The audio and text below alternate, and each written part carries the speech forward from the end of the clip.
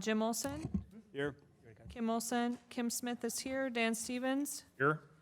also attending, Tom Smith, Bundi Ayer, Diane Wolf, Joe Chilson, as well as all the department heads, pretty much. Item 2, approval of the minutes from the previous meeting. Motion to approve the previous meeting's minutes. Second. Motion by Dan Stevens, second by Jim Olson to approve the minutes from the previous meeting. All those in favor, please say aye. Aye. Opposed? Motion carries unanimously. Item 3 is public input. Please limit your comments to 3 minutes per individual. If you'd like to speak, please come to the podium and state your name and address. Is there anyone from the public who would like to speak? Last chance for people from the public who would like to speak. We did have a person at the previous meeting, Patrick, what was his last name? Clements, I know what I am, sorry. Patrick Clements from Wild Rose Lanes came to speak in support from Centering on Alaska. He was asking the council to spend up to $5,000 for weekend watering of 52 baskets. I also have received a letter from Jan Brock, who was unable to attend the meeting tonight, but she did submit a letter which will appear in its entirety in the minutes, and each council member received a copy as well, and this is also in support of the hanging baskets. Continuing on with the action items, under finance, item 4, the 2020 proposed executive budget, including budgets for general funds, special revenue funds, debt service funds, enterprise funds, capital project funds, and the Community Development Authority funds. This is our annual working meeting. Eric, would you like to say a few words? Attached in the binder is, from dated October 3rd, a cover letter written from me to you, the mayor, and to the residents. I won't need to go over that again. I believe you all heard it last time around. But there are some components of this budget that are different than in years past. In short, I've asked the departments to almost a zero-based budget, or what is the actual cost of doing business within their departments, including training and technology and other areas that may have been underserviced over the last few years. They've proposed this budget. It also includes staffing requests. In particular, there's been staffing changes in the public safety, or staffing increases in the public safety in this my proposed budget to you from the police and fire departments, which includes new officers and firefighters. Some changes in terms of compensation for the elected officials, some personnel changes internally and organizational efficiencies, all within this budget. And the key component of this is the expenditure restraint payments that we've received historically, and it's been as high as $250,000 in the last decade, is substantially less, and that has been our most difficult cap to obtain. And for 1 year exceeding the expenditure restraint cap, but absolutely staying within their levy limits cap, allows us to, in my mind, right-size the organization when it comes to staffing and technology in those two key ways in particular. Being passed around, Hope prepared a memo as per requests, various requests regarding sort of what are these most substantial personnel changes. And they are categorized in 4 different ways. So additional positions with no changes in salary or job description, but they are increased number of positions, and that is the Public Works Operator, 1 more of those. Right now in the proposal, there's 2 firefighter EMTs and 3 police officers. Those are existing positions, just more of them. Second group is new positions. That's the IT network specialist. That position was discussed earlier, was not yet approved, and the position description is complete. And the HR generalist, which has a complete position description as well. That's a new position that I am proposing. In addition, there are changes in job descriptions and salaries. That includes the payroll HR specialist and the HR director roles, and again, at my request. And number 4, increase in hours for positions, and there's one that is being proposed in my budget. That's 1560 hours to a full-time position. That's the utility billing assistant. The utility billing assistance in the packet does not have the scoring or position description, but Jared, I understand that is complete, correct? That is correct. All of these changes fit within the budget and allow us then in future years still retain our levy limits, never exceed our levy limits in either this proposal or future years, and allows us to recapture the expenditure restraint payments in future years as well. Thank you, Eric. We'll have some general questions first. Diane? Thank you. I just, on behalf of the council, I think I'm safe in saying on behalf of the council that I would like to thank administration, staff, department heads. Thank you all for answering all of our questions that council members have had. I know you've all taken a lot of time and energy and time out of your day, out of your normal work time to meet with us individually. Sometimes you met with a couple of us at a time. We had, I believe, a 9-day shorter time period to review this budget at a council level than what we have in past years. So we had a shortened window to get a lot done. So thank you for seeing us through this, because there was a lot to digest, especially with having half the council new. There was even more to get done. So thank you on behalf of the council for all your hard work. I think we can all agree with that. Any other general questions or comments? Okay. I have a general question for you, Eric.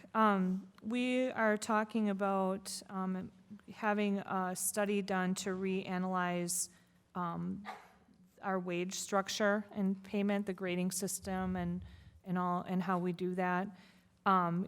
Was there a reason that you did not put aside additional money in the budget so that we would be able to adopt that later this year when the study was completed?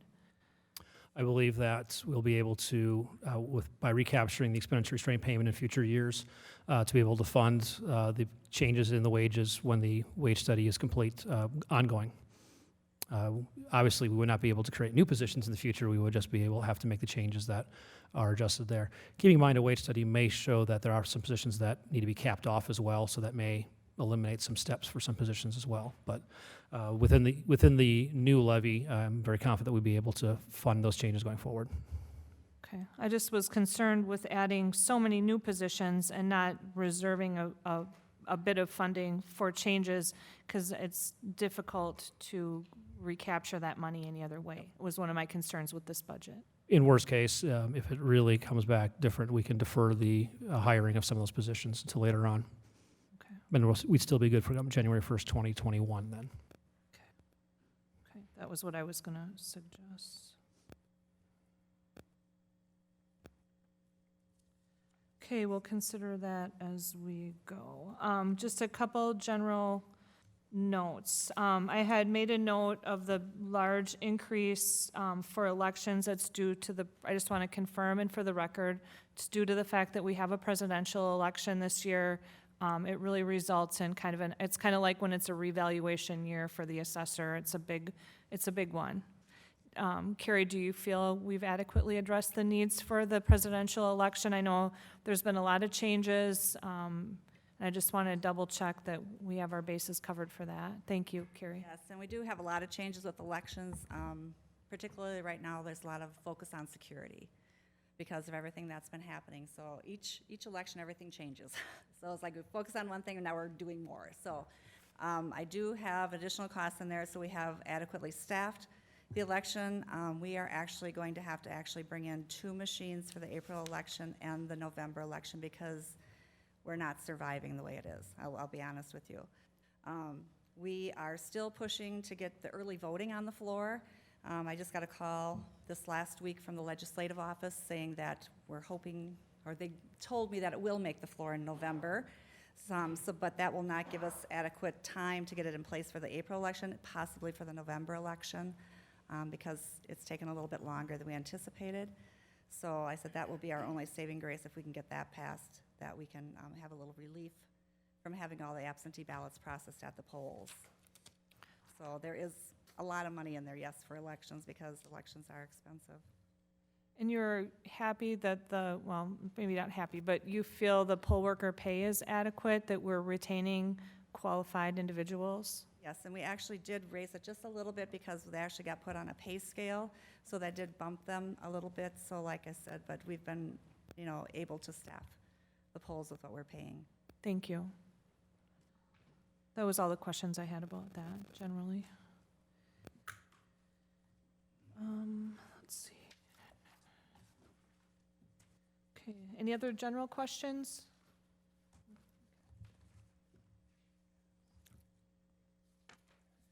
And then we'll just go systematically through the book.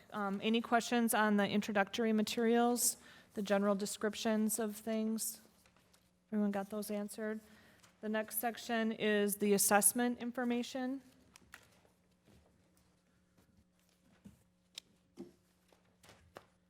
Anyone have any questions about that? Fred? Since the book has been handed out, I was estimating what the assessed valuation was, and we received here in this past week the final statement of assessments. The assessment ratio, in my calculations, I had used, just a second, not there, Can you refer us to a page if you could, too? pardon me. What page are you looking at? You should be a tab in the front called assessments. Mm-hmm. Okay. What page? Okay, in there, I had estimated an assessment ratio of 98.6 in my calculations of what the, and then used that as my calculation of what the evaluation would be for the city between the manufacturing. And the assessment ratio figures came in last week, final statement of assessments, at a rate of 98.9544464, which, when you do the math, apply it, the only place you would see it is in the Gunderson Lutheran parking ramp, the methodology. It changed it by $8. In reference to the tax bill itself, it's still sitting at $96.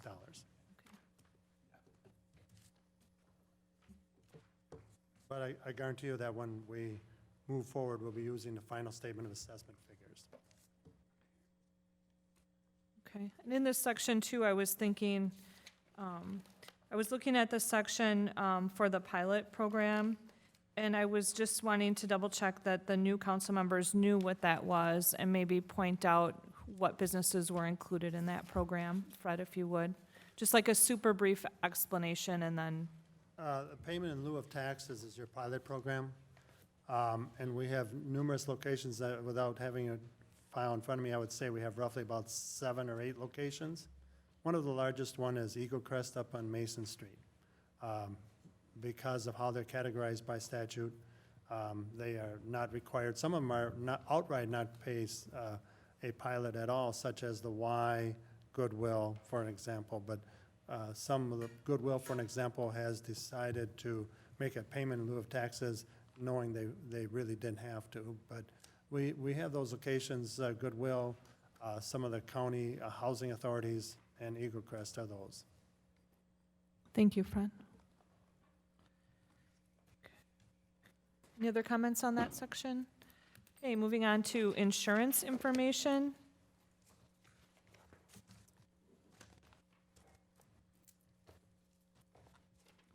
Any questions on that? Fred?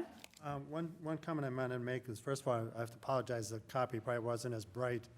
You know, some of these copies, when you make so many copies, it may not have turned out as, the first sheet, or one of the first sheets in your packet should be where you take all of the salaries, wages, overtime, all the different benefits, including retirement, health insurance, Delta Dental, and life. You'll see that 78.3% of this city's general fund budget is percentage eaten up by staff and wage and COLAs. What was that number in 2019 as a percentage? I'll tell you in a second. I say it was 74, but a second.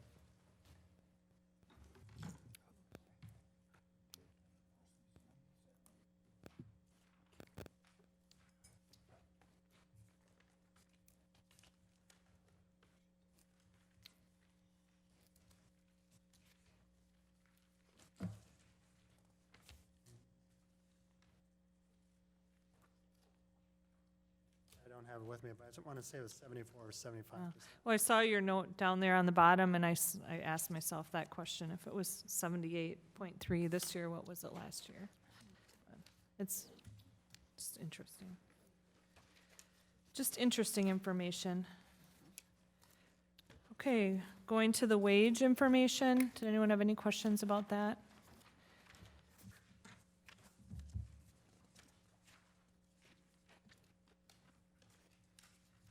I have one question on that, maybe for Hope. When staff is reevaluating positions throughout the year, and I know we're going to revisit this, and I know because I was there when we did it, like, this was a huge improvement over what we had previously. So it's really, no matter what the compensation system is, I think there's always room for improvement, and we've probably outgrown this one, and we're ready to have another one. I'm looking forward to that next year. But when positions are reevaluated or regraded, what is the normal process for that, Hope? So everything starts from the job description. So when the job description's redone, then I go through all of the factors that we have for grading. And then based on those factors, that depends on, they're all weighted differently.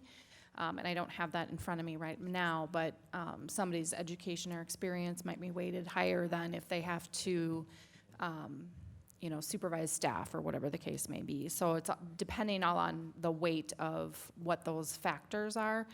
And then the job description is what determines where that factor system goes. So it's based on the job description. But then the job description will normally go through FMP, Correct. even if it's just getting regraded. Correct. Okay.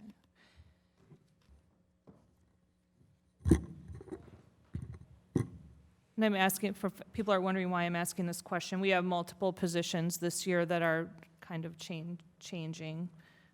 So I was wondering how that was all going to be affected. Jim? Yes, Dan Stevens.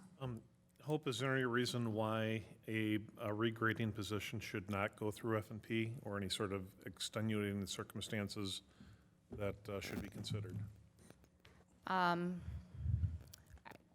that I can think of, but right now we're at F&P, so this is the time to talk about changes. Specifically, what I'm talking about are the ones noted in Hope's memo number 3, changes in job descriptions and salaries, payroll, HR specialist, and HR director. That's why I'm bringing this up and what I'm talking about. Eric? In every case, those position description changes need to go through F&P. It's happening, as Hope said, going through F&P too as part of the budget process. But it's the same process either through the year or now, any requests. Historically, what we're trying to do is get the position changes to be done as part of the budget process because they're funded then, any approvals made versus throughout the year where you always have to find that offsetting savings somewhere else. So this is the standard process now, and we make exceptions throughout the year as we look at position changes this way. Keeping in mind that the position scoring itself, I strongly recommend doesn't get done in the elected body. That opens yourselves up to liability. You'd want the actual scoring of the position to be done by staff, but the position descriptions themselves absolutely must be approved by a public entity, by the elected body, because that's the policy-making statement. This is what you envision for that. So all the changes as proposed here either came from department heads or from me, looking for, it's never in recognition for who's currently in the position, it's for the position itself. Some of the positions, for example, are filled if people currently no longer worked in the positions and I was to make a recommendation to the council to fill them. These are the positions that I would recommend filling them for the tasks and duties that I see and the role that I see being proposed for right now. And hopefully that makes some sense in terms of the positions that are both department heads have requested and for the positions that I am requesting. Thank you, Eric. Are there any more questions or comments about that? Diane?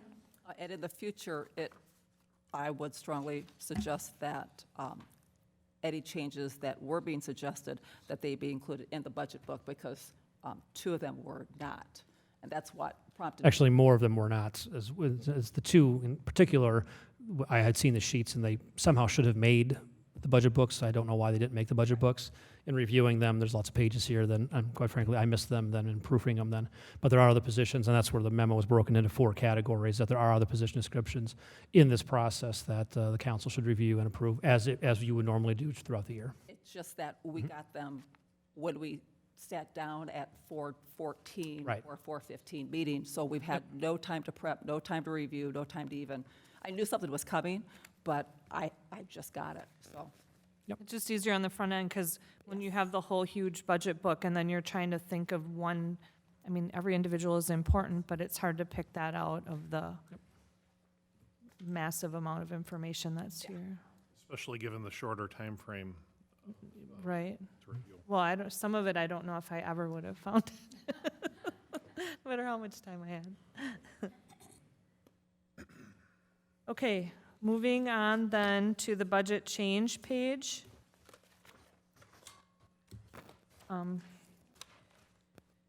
Here is where we can see some of the things we've been talking about, like the HR generalist position. And these changes, if I may, are between the department head recommended budget and the administrator budget. I was wondering for some more detail on the reduction to the contractual inspection.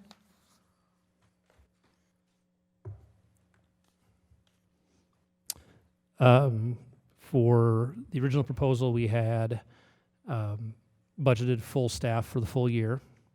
However, we are aware that there are employees that may or may not be in retirement age. None of them have given us any notice that way.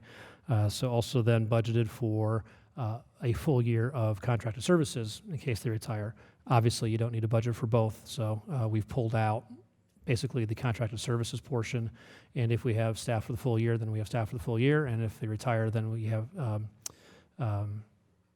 wages that we can use for contracted services. We don't need a double budget. So that's why the change was that initial budget, I had in there both of them, which was not necessary. Okay, makes sense. Any other questions on that? Okay, looking to, yep, Dan? Could you talk about the, going down past item 1 into item 2, the IT network specialist and the HR generalist positions? Like, are we are understaffed now, or are these functions that will be created and then spread out to other people? Or, like, are we understaffed now, or are there going to be new additional duties that will be created with these positions? The IT specialist first, that was a position that was created by the departure of a former employee. That employee had supervisory requirements of that job. We decided and council approved new position descriptions for, and I'm going to forget, Jared, the titles of the current positions are approved. Ben and Nils.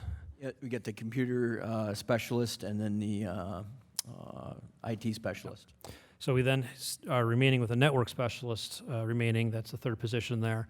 That was not approved to fill. We didn't actually request to be filled at this point in time. With the changes being made so that Jared could see how much outside consulting we still need to work with Ed and I or somebody else, as well as in the current staff, what that exact role should be. One possible example would be, instead of a network specialist, having a database supervisor for various things that we do in court and finance and what have you. So the position is fully funded as it's appropriately scored. It's unfilled right now, and we'll be coming to you at some point with either a position change on that description or request to fill that position. Right. Yep. At such time that we have a clear understanding of what that position is and needs to be. Add anything on that one? With the reorganization of the IT functions within the city, just happening 3 to 4 months ago, we're still going through trying to adequately staff those positions and figure out what the needs of the city are.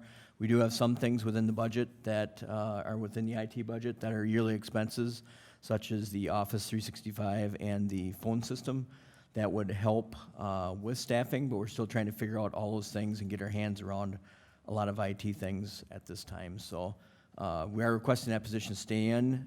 We would, if we came to fill it, we would also at that time look at our contractual services and balance those two at the same time. And I would need more time to make that final decision, but this budget allows us to make that decision in 2021, 2020. Thank The you. HR generalist, is the second portion of that question, correct? Yes. HR generalist is in research for, either both public and private sector jobs for organization our size. It's a very common model. You have a director, you have an HR specialist, usually payroll specialist, and you have a generalist. And it's a division of duties. It's sort of grade differences of duties. HR director, strategic thinker, policy planner, making sure all the departments have the similar kind of policies in place, and less of the orientation, the employee engagements, and the I'm trying to avoid the word paperwork shuffling, but that's to some degree what that the difference between what the roles really should be. In an organization our size, again, thinking long term as to how do we become the most effective and efficient, looking at every position and reviewing it to make sure that we're appropriately staffed and fully staffed. Where do we need more staff? Where do we consolidate perhaps? These are strategic views that we really need an HR director to focus on and not be shuffling the paper around. It's all very important paperwork and it has to be very detailed paperwork, so you need to have an experienced generalist position. But it's a very common model in the private sector for somebody of our size. We also look at it is what a similar size companies may have, a small office and then a large, say, manufacturing facility. Everyone does similar nature type duties. Our departments are so varied and so different. You can be even in public safety, but have two completely different focuses on providing that between police and fire, which is different than how you would approach your position in public works and then court and everywhere else. So it's not just that we have multiple bargaining units. We also have vastly different kinds of work that needs to be done, but it's all within one organization. So it's a difficult concept. So the generalist is somebody I think that's very important and frees up our director's role to really focus on sort of providing that additional long-term strategic view that we need in an organization, especially one where our levies will continue to be capped, and how do we be the most efficient use of our human resources. Are we certain that there is sufficient work for the generalist position to do, or is this something that could potentially be filled with a part-time position? I absolutely believe 100% that there's a need for it immediately. Full-time. That's my statement. I won't put Hope in the spotlight and have her answer the question, but that's my review of it. Hope, I know you're busy. Do you feel that the position is warranted? Essentially, there's a lot of things I'm not getting done right now, and I only have so much time in the day. So if we really want this position to focus on doing more of safety, doing more insurance, doing more other types of paperwork, I'm having less and less time to be able to do that, and especially with the additional duties of payroll that were added a couple years ago. So that would free up some of my time to be able to look at those things. So do I think there's enough work to do? Yes. For a full-time position would be appropriate? Yeah. Okay. Okay, thank you, everyone, for your questions and comments. Going ahead to the revenue section. Is there any questions or comments about the revenue?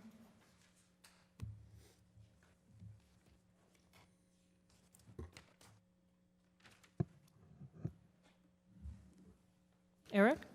I'm trying to look quickly for the line item, but we were surprised a little bit by the amount of state aids we received for transportation dollars was higher this year than anticipated. So that's directly related to the actions taken in the state legislature for that. They don't often increase funding, and they did this year. Thank you.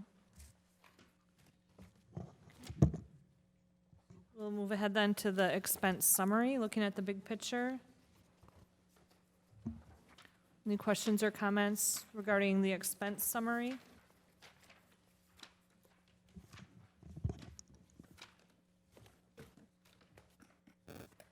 Okay, we'll move on to the Common Council section. Any questions or comments about that? Dan? I noted, and while I appreciate the sentiment that there was an increase in the compensation for the Common Council, I have a concern that the nature of it and presently the salary is split between salary and then the other half is covered as expenses. And I understand there's some mechanics involved with that. However, and I believe that we're looking at increasing the expense side of the salary. I'm not sure that I'm comfortable with that, and even if it would negatively affect half of this body until after the following year, I think in the interest of transparency, it would be more appropriate if the entirety of the council salary would be listed as a salary, not as an expense. In doing so, I believe that we would free up $3,600 from the budget on the salary side, although it would we'd have to add that the following year. Additionally, I believe that in my short time here on council, there is no extra remuneration granted to the council president, and I've come to learn that there are some certainly time-worthy and substantial duties that are expected of that person. So I'm going to make a motion, if now would be the appropriate time. You can make a motion. I'm going to move that the Onalaska City Council compensation shall change the alderperson gross salary rate to a rate of $500 per month and 0 for expenses, commencing after the next election per seat, and that the alderperson elected as council president receive an additional stipend of $100 per month starting after the 2020 reorganizational meeting.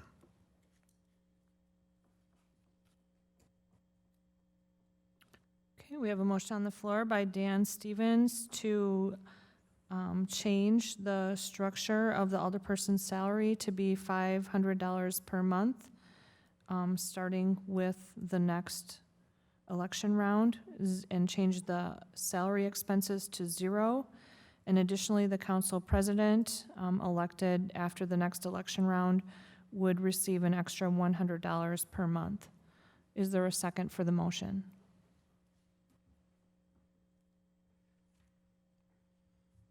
Not hearing a second, the motion dies for lack of a second. Eric?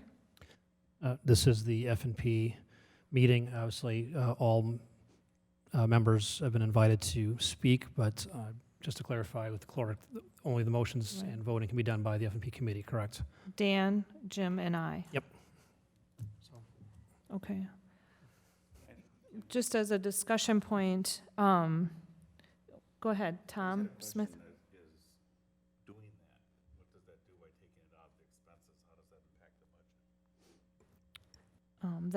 Well, it would have only a budgetary impact in that it would, you have to be it has to pass your election round before the pay change would go into effect, if it is for the salary. If it's for the expenses, it would go into effect with the budget. The proposal that we have before us increases the alderperson's salary by $100 per month and doesn't change the expenses. So therefore, after the pay change would go into effect for the people who were elected this April. The pay change wouldn't go into effect until the following year for the opposite group. Fred? With that said, I believe it was Eric's intention was to be increasing the expenditures by $100 per month, so it was just flipped so that all the person that's currently residing at the location would have received $100 per month in additional expenses. So if that was the intent, I'm sure Eric will agree to that, that's a simple motion to clarify that and twist it where it needs to be. Thank you, Fred. Eric? I don't think, as I was taking the notes there, I don't think that was the intent. I think the intent was to keep the net wages the same, just call it all wages and no expenses. Is that correct? The same as So, proposed. yes, so under the proposed budget, my understanding is that the total compensation would go to $500 per month as it stands, And of that, 200 is salary and 300 is expenses. Is that my understanding? Correct. I'm proposing to make it all salary, which in the course of the next 12 months would comparatively negatively impact myself and the other two alders that were elected here in 2019, but it would have no net effect for those elected in 2020. Case in point, they would have to be reelected to realize the salary. So for the next year, if those elected in 2019 wanted to realize the increase in salary under my proposal, they would have to run for reelection in 2021 and thus enjoy the extra $100 a month. So in the interest of transparency, I'm willing to sacrifice, in this case, $1,200 in salary because I think it's, not because I want to, but I think it's the right thing to do. I think that the spirit of the statutes that differentiate between salary and expenses, it's designed so that older people can't vote themselves a raise in their new term. I was elected in 2019. I know what the salary requirements were at that time. I don't necessarily expect it to change, and I think that there's potentially conflict of interest in supporting something where the remuneration for an elected official would change during that period. So I think it's a best practice, and in full disclosure, if we had to explain this to the public, I think it's a better, more honest accounting of remuneration for elected officials. So, and for the next budget year, I'd like to say that even with the council president increase of $1,200 with the extra $100 a month, it would actually remove $2,400 from this year's budget, which we could either save the taxpayers or spend somewhere else. Thank you for your comments, Dan. Fred? The only comment I wanted to make here is this was created probably about 10, 12 years ago or better, that the council members were getting a salary, and because of all the meetings they needed to attend, that's how the creation of an expenditure was created. I think Amanda has a comment. It does say under ordinance section 229 salaries that the mayor and council members who make up the council must have a 3/4 vote of all the members of the common council to determine the annual salaries or per diem compensation paid to the mayor and council members. Does it say anything about defining the salaries versus the expenses? It does not. Does anyone have any institutional knowledge different than what we're talking about? I don't either. Okay. Eric? Well, I'd say in terms of the budgets, this committee's making recommendations. So, if that, for example, that motion passed, it doesn't immediately affect the council's budget. It goes to the next hearing, which then you have to vote, the full council votes on putting it in there or not, to make that changes as it is. And I would suggest that the resolution would also, if that passes that, then the resolution to do so would also have to be forthcoming at that point, which would be 3/4 as well. Okay, Diane? Thank you, Kim. Excuse me. Carrie, do you recall when maybe the last increase in pay was for council? It's been at least a decade, hasn't it?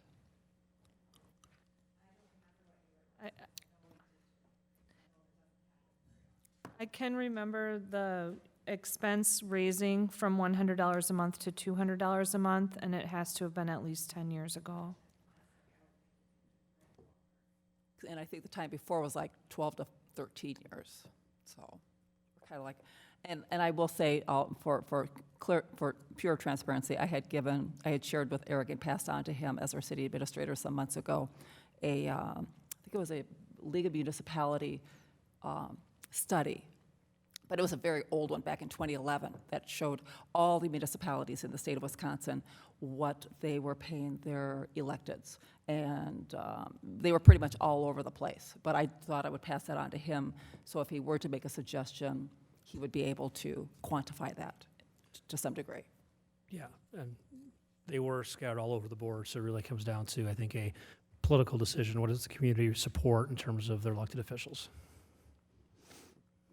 Okay, so unless someone else would like to make another motion, I suggest that we keep this on our minds and we can revisit it at our next meeting when we'll have the full council able to make motions and seconds and vote. Unless you have a revised version you'd like to put forward, Dan, and maybe Jim or I might second it. Well, I would leave it to you or Jim if there was something about that motion that was unattractive. I mean, I could restate the same motion, but if it didn't gain a second, then I'd feel like I'd be spinning my wheels. So I think that there's merit to it, but it's, I'm one of 6. Okay. Okay, thank you for your comments and thoughts on that. Okay, moving to the next section, Police and Fire Commission. We can do it at the next meeting too, if we want. Police and Fire Commission, anything? Municipal Court, the general fund portion.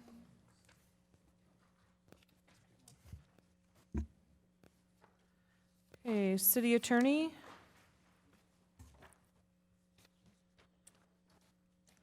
I had a question in that section. I saw that there was a proposed new paralegal part-time. Oh, it isn't. Okay, that is not there.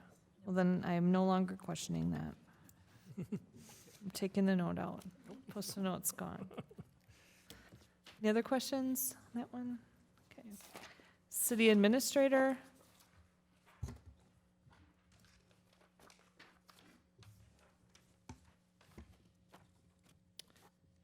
The Mayor.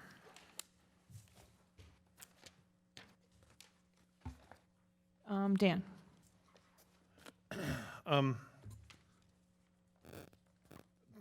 I hesitate to bring it up for fear of getting a second, but I'd like to note that the mayoral salary has changed within the last 3 years, and I would like to bring it up for discussion, and I will make a motion if it looks like we'd like to discuss this, but I was going to suggest that we remove from the budget the increase in the mayoral salary, and I would, if anybody, including His Honor the Mayor, would like to give any input like that, I would suggest we cede the floor to them. Am I able to speak? Yes, this is a working meeting. Okay. Mayor Chilson, I would support that motion. was there actually a motion? All right, I move that we amend the mayoral salary so that there is no change into the 2020 budget. And I will support that motion. Okay. That's correct. Motion by Dan. Is there a second?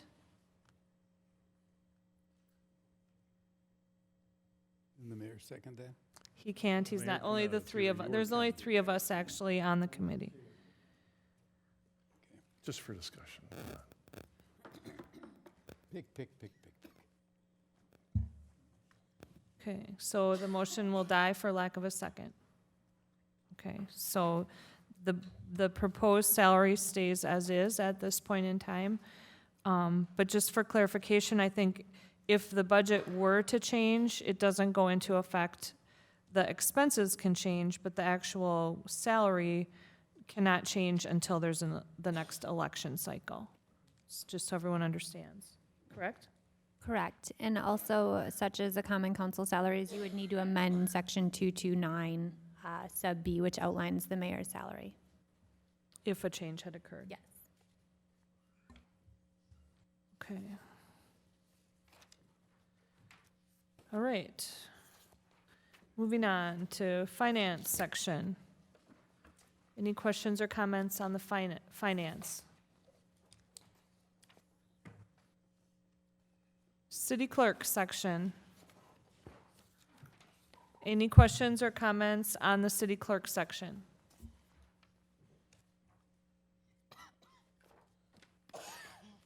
Elections. We did talk briefly about elections. Does anyone have any questions or comments on the election? Diane? Yes, I would like to ask Carrie about, she mentioned about security. So I just wanted to just confirm with you, because I know we're updating to Windows 10. So we're going to be all set, ready to go, because there's been a lot of talk in the news about possible lack of security to operating systems and such, but we are going to be good to go for our spring election then. The IT department is in the process of getting everybody updated to Windows 10, but it is a requirement for us that we are updated by the end of January, so they are aware that we have that timeline to meet.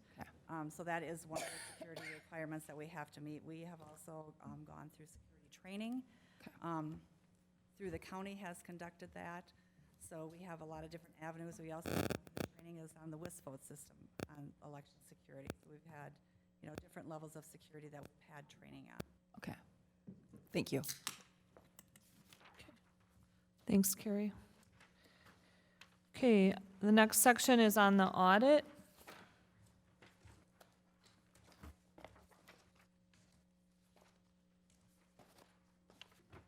And then we'll move on to human resources.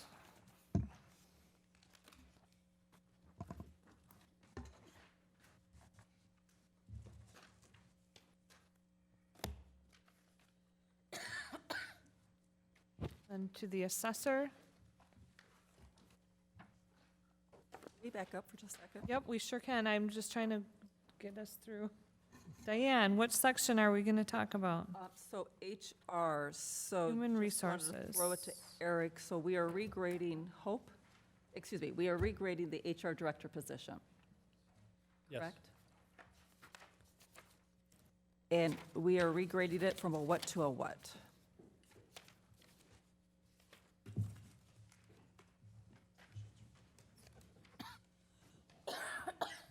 She says passed out. Is it a 21 to a 26? Is that correct, I believe? I just want to make sure that we're on the same page here.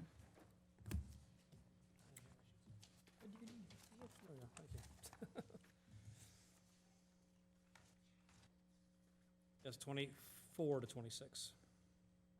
21? It's the last one in today's handout. It's the last job description. And then the specialist, Yeah, 21 from 20 to 26. the generalist would be a grade 18.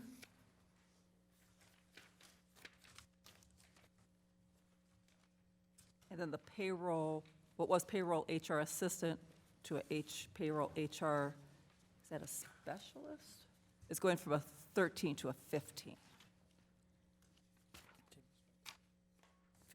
Is that correct, Hope? 13 to 15? Yes. And obviously, these job duties are changing Correct. in order to justify these regrades. It's a bit backwards. Yes, the job, it's not the justification for the job duties have changed, which then you score and you come up with that based on the new expectations. Well, I see there's a scoring page attached, but I haven't had time to read it. So maybe I might have a question after that, since we haven't read it. If there's any questions, I can answer. But I think the scoring, you can walk through the scoring for a HR director. It speaks for itself, I think. What's nice about the scoring is there's nothing hidden there. It's checking off the response. And keeping in mind under each factor, education, experience, responsibility, et cetera, you're always comparing those to other positions as well. So it's not just in a vacuum scoring to get a score that you desire. You're scoring based on your expectations of the position.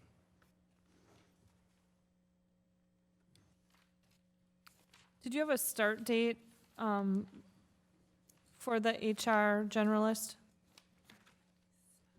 It wouldn't be until after the year. But it's budgeted for the full year? Yeah, it's budgeted for the full year. All the new positions are budgeted for the full year. Not that I expect things to happen on January 1st, but then you're preparing them for the next year. You're fully budgeted for that position next year.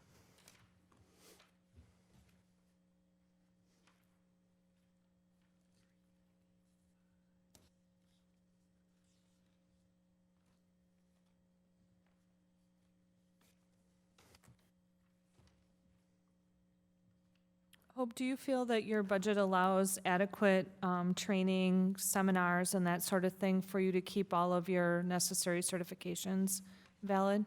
I did increase it, but the generalist position was a last-minute change, so if that person had any certifications, that would be a struggle.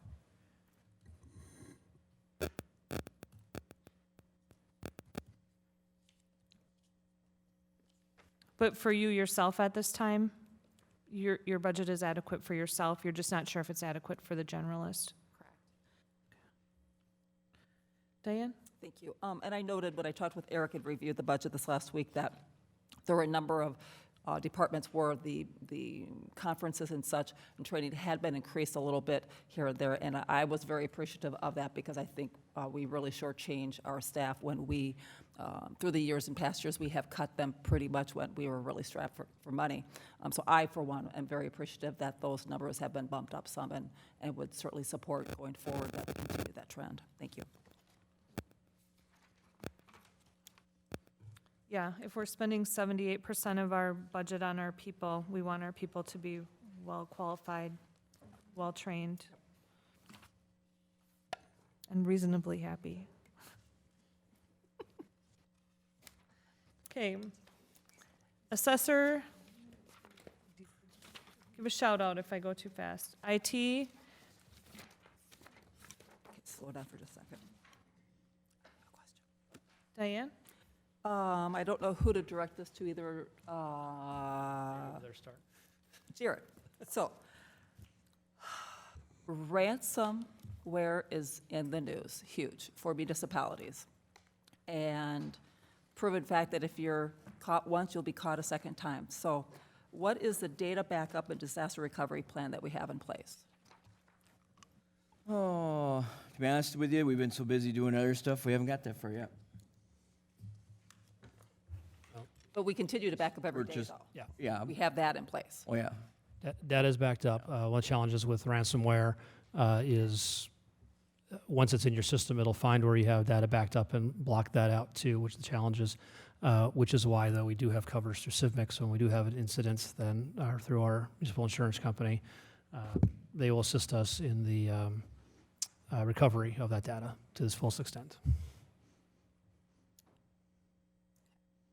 Unfortunately, after the incident, but that's one of the challenges. We try to eliminate as much as possible on the front end, and IT will continue to work on that, but on the back end, we do have coverage. So we shouldn't be down. And we back up off-site. We continue to back up off-site. Yeah, the Public Works facility has a backup that we're connected with the line between the two buildings via charter, and we actually back up in both locations, so. Okay. What we don't have, though, is contracted offsite backup through AWS or somebody else right now. We're site to site.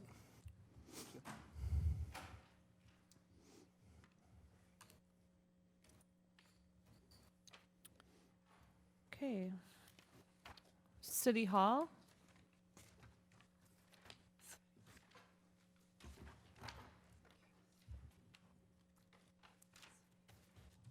Workers' comp?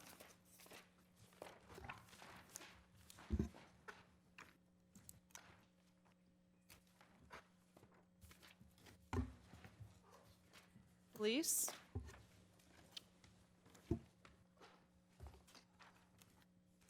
Dan Stevens? I was glad to see that there are 3 more police officers listed or budgeted for. Chief Ashbeck, could you tell me how you plan to utilize the 3 officers should they come to fruition? Sure, thank you for the question. We need these officers on the streets, very much so. So all 3 officers will be placed into rotation, into patrol, to be out on the streets handling calls. Will we have, let me rephrase, will they be added into just a rotation, or will we have more officers on the street at any given one time? I know that the second shift tends to be the busy time for the police department. And in some cases, if there's an accident or domestic dispute requires backup, we're really kind of stretched to not a whole lot of coverage. So will we be able to increase coverage with the additional officers, or are we plugging more people in and we'll have essentially the same level of police protection at any given time? Well, we, of course, will look at, we know for the most part our demands are second shift and some day shifts. And so we will, if we receive 3 officers, we will probably put 2 of those officers on second shift so that we can help with those demands when they are the greatest. And then that third position probably would be a day shift to handle all the different types of calls with the businesses that are open and the accidents, the heavy traffic. That would be most likely the layout that we would be. It would increase the amount of officers out on the street at a given time. One thing that certainly helps is newer officers, you know, they don't have as much vacation and whatnot, so that gives us more officers out on the road at any given time. In your opinion, how many police officers would be required for our department and our city to be right-sized?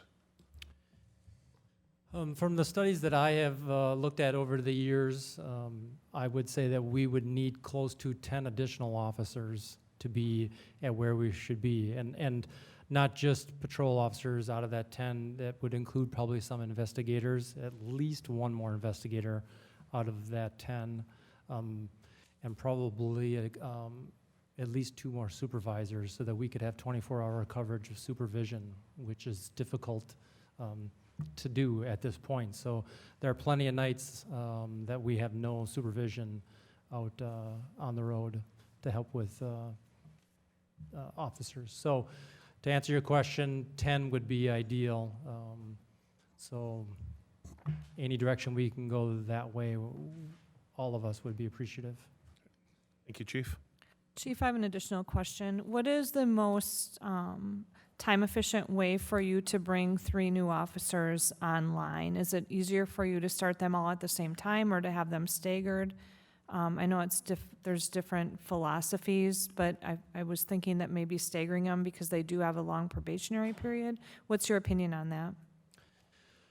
Well, staggering them would actually be more beneficial so that we don't burn out our field training officers. We currently are 2 positions vacant right now. So, of course, over the year, we've had 2 officers hired, one just recently out of field training, another one still in field training, and we need to hire 2 more. So our limited number of field training officers have been going kind of nonstop. And so, quite frankly, just by the natural process, those 3 new positions would get staggered out throughout the year. So I would anticipate if we do have quality candidates that we could hire, we would look at, you know, probably the first half of the year getting a couple, and maybe towards the last half of the year getting the 3rd officer. I think that's just how naturally it would fall out. Thank you. Eric, and then Bundy after that. Trying to be careful here. Some of that answer will depend on the complete resolution of the contract to be signed. That while all positions are fully funded for the year, even though we don't intend necessarily to hire one from January 1st.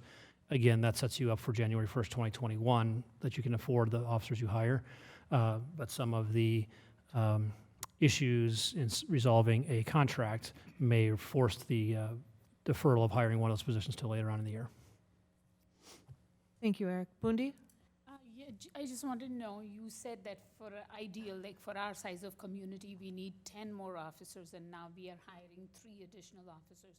So 10 after we hire these 3, or 7 more after we hire these 3? 7 more. Yep. Okay, thank you.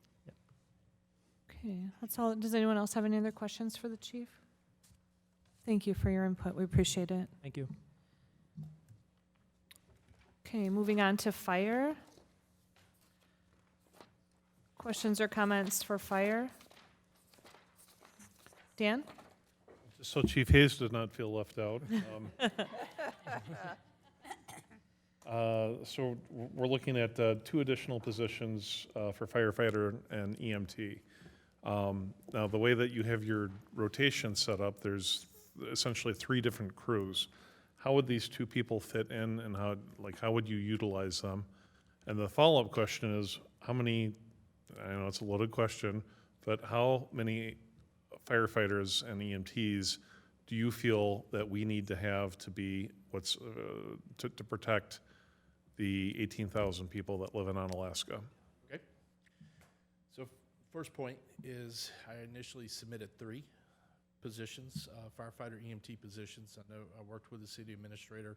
I certainly didn't want to turn down any positions. We have 3 rotating shifts. So we'll have 2 shifts with 5 individuals deployed, and then 1 shift we'll have 4. So those 2 individuals, if granted and approved in the budget, will be assigned to shifts. So they'll be on the 24-48, or not 24-48, into the rotation of a 24-hour shift. The second question, if you follow the ICMA, the International City Managers Association, their model of 1.41 firefighters per 1,000 people, that should put us roughly, if you say 19, I think probably during the day we're probably closer to 30 or 40 in the city. However, residential population, probably around 26 firefighters, which we're currently at 12. So you're talking 14 positions is where we need to be. Right now, if we have a call come in, an EMS call with our current staffing, with 4 individuals assigned, 1 person factor in vacation, school, whatever, that takes us down to 3. If you have 1 EMS call, we essentially cannot respond to another call in the city unless we have part-timers or another full-timer who will come in and backfill the station. So we essentially respond 1 unit to calls until we backfill. Adding personnel to this, our minimum staffing will increase to 4, so that'll give us 2 individuals to respond on an EMS call on the rescue, and then 2 individuals, should another call come in, they can take the engine and go on an EMS call. If we have full staffing where nobody's off that day, you have 2 on the rescue, 3 on the engine, which is a full complement for that shift. So ideally, that's where we would like to be in 2020, but certainly I would say I'm going to be coming back in 2021 asking for more positions, no doubt. Thank you, Chief. As I in my presentation, showed you to the finance and personnel, you see that continuing trend is going to go up with our calls as population increases, with at least another 800 to 900 people over the next year between Havenwood, between the Abbey Road project, the Great River residents, and other residential construction. Those numbers are going to continue to go up, which our service demands will continue to go up. So, Thank you. Any other questions? I just follow up for both police and fire that what I'm hearing from constituents and what they think about city government, public safety is usually the primary factor. And I know there have been recently some concerns brought up about inadequate, I don't want to say inadequate, but that police coverage they're busier now than they were. There's more people. We're growing, and the size of our force has not corresponded in commensurate. I know I appreciate the presentation that Chief Hayes just presented at the last meeting, and I mean, there's just more people and there's more incidents.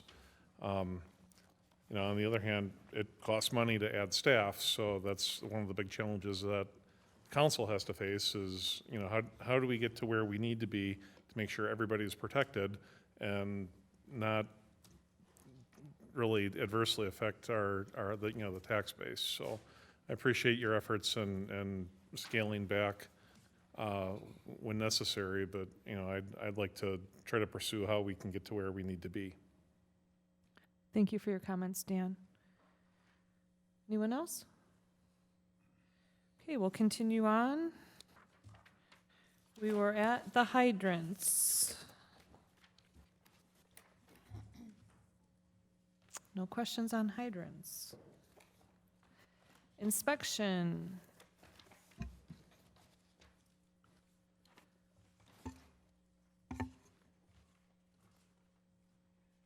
We had talked a little bit about some changes. Eric, you want to just summarize the changes that you have kind of outlined there? We touched on it earlier. The contractual. Currently, we're using contractual for residential projects, decks, and other accessory structures. So there's minor projects.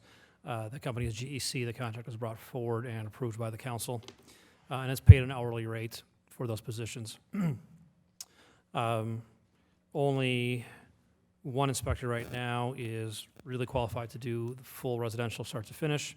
But that inspector is also currently working on some of the major projects, the commercial projects in the city. So we'll be utilizing GEC, I think, for more of the residential projects as well going forward on that. But again, all positions, in the absence of any given retirements, are fully funded throughout the year.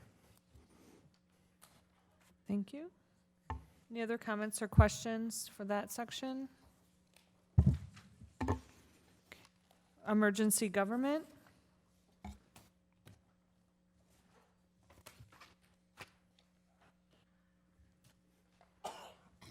Jail.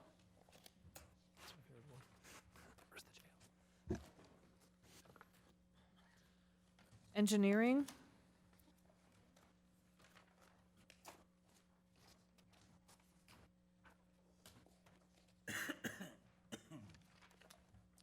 Board of Public Works.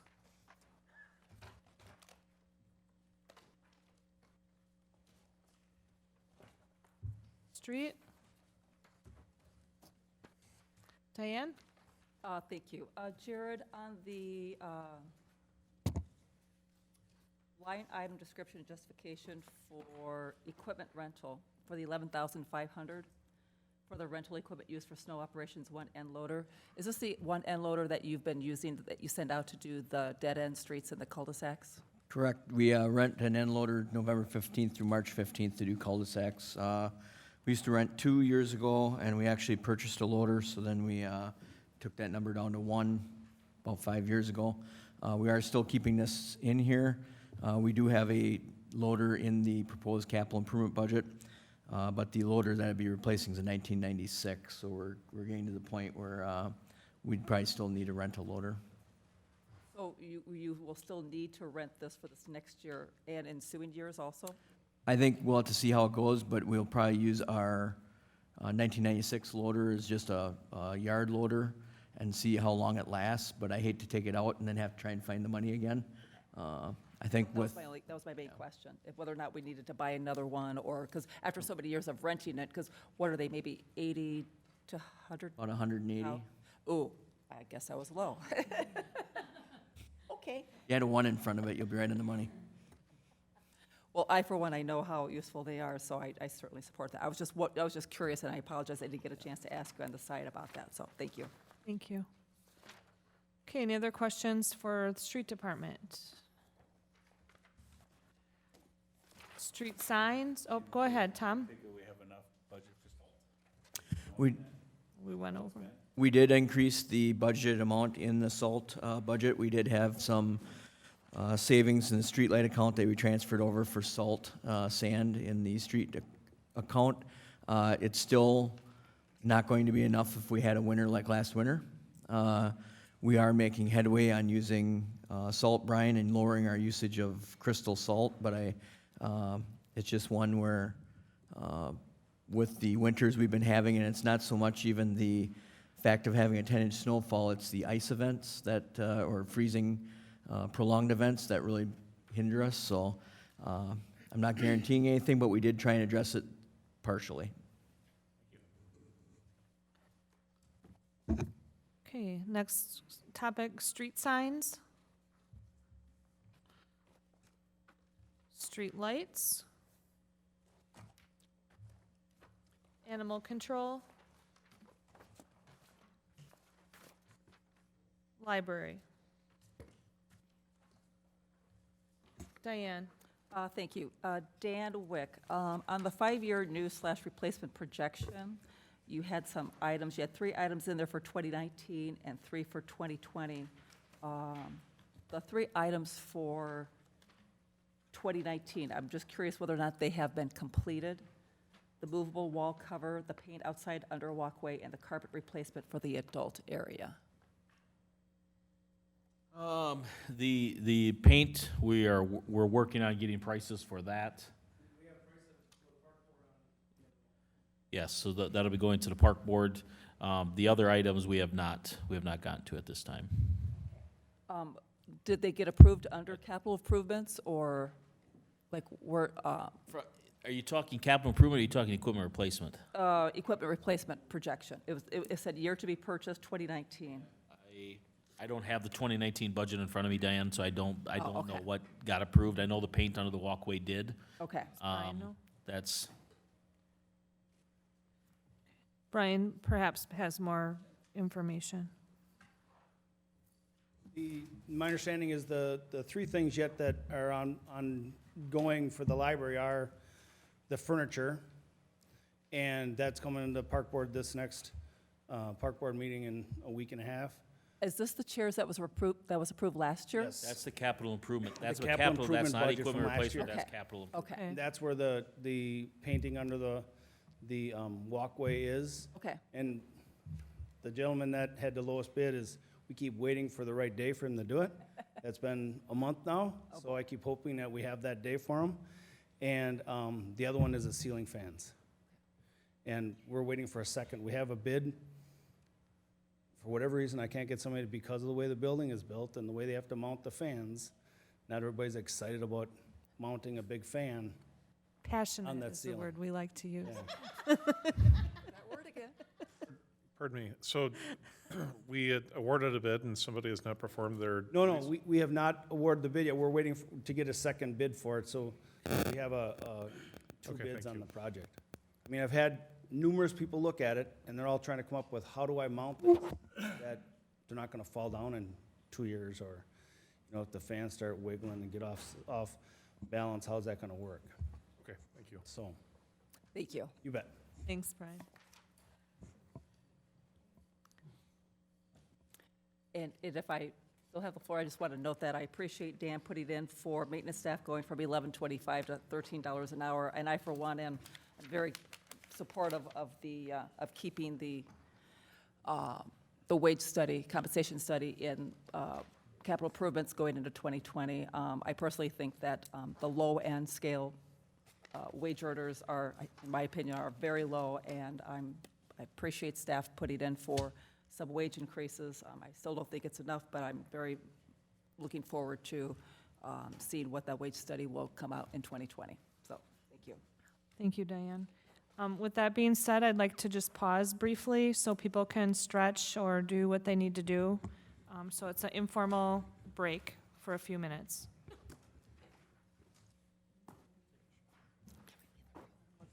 Yep, you can leave the room.